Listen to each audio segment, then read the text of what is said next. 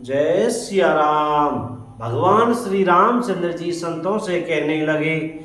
श्री राम जी ने कहा, एतात में थोड़े ही मैं सब समझाकर कह देता हूँ, तुम मन वचन चित्त और बुद्धि लगाकर सुनो। मैं और मेरा, तू और तेरा, यही माया है जिसने समस्त जीवों को वश में कर रखा है। इंद्रियों के विषयों को और जहाँ तक मन जाता है, हे भाई, उस सब को माया जानना। उसके भी एक विद्या और दूसरी अविद्या, इन दोनों भेदों की तुम सुनो। एक अविद्या दुष्ट दोष युक्त है और जो अत्यंत दुख रूप है, जिसके वश होकर जीव संसार रूपी कुएं में पड़ा हुआ है। और एक विद्या जिसके वश में गुण है और जो जगत की रचना करती है, वह प्रभु से ही प्रेरित होती है, उसके अपना बल कुछ भी नहीं है। ज्ञान वह है जहाँ जिसमें मान आदि एक भी दोष नहीं है और जो सब में समान रूप से ब्रह्मा को देखता है। एतात उसी को परम वैराग्यवान कहना चाहिए, जो सारी सिद्धियों को और तीनों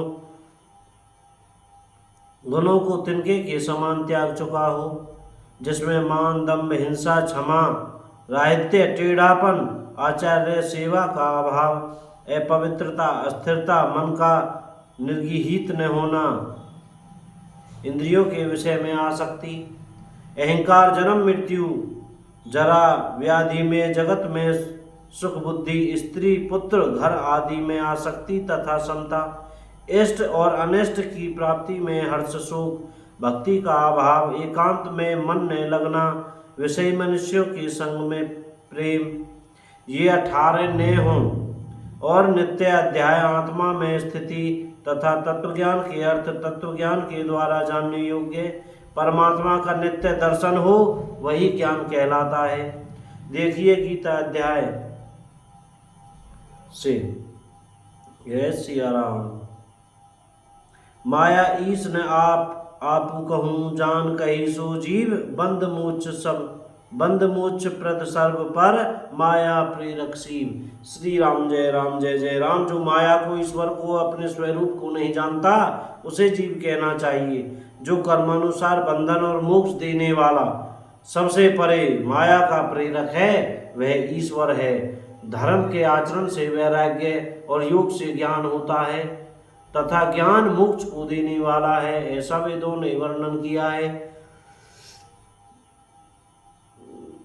और हे भाई, जिससे मैं शीघ्र ही प्रसन्न होता हूँ, वह मेरी भक्ति है, जो भक्तों को सुख देने वाली है।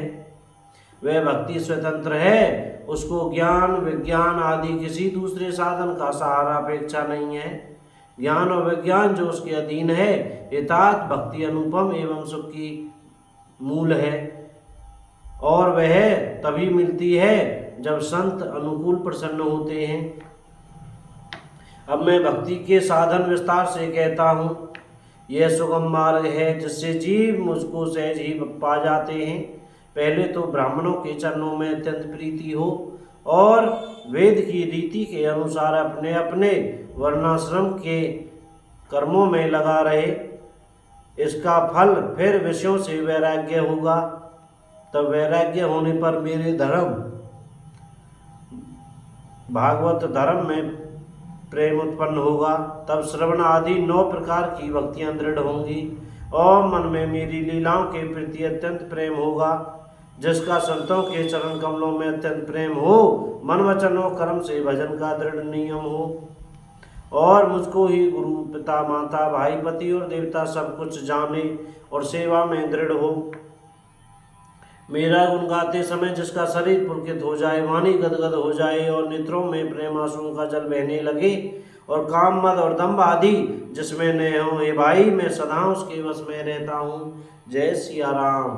भगवान श्री रामचंद्र जी ने कितनी अच्छी बात बताई है संतों को और संत श्री तुलसीदास जी महाराज बता रहे हैं सभी को। बोलो राजा रामचंद्र की जय हो। अपने अपने गुरु महाराज की जय, सब संतन की जय। बस्ती माता की जय, गौ माता की जय, अयोध्या धाम की जय हो, राजा रामचंद्र की जय हो, चमेली वन धाम की जय, श्री हनुमान जी महाराज की जय हो। भैया बोलने में, पढ़ने में, कहने में, सुनने में हमसे कोई गलती हो गई हो तो कृपया क्षमा करते रहिएगा। और सीताराम सीताराम, राधे श्याम बोलते रहिएगा। आज की कथा यहीं विश्राम करते हैं, बाकी फिर कहेंगे सीताराम।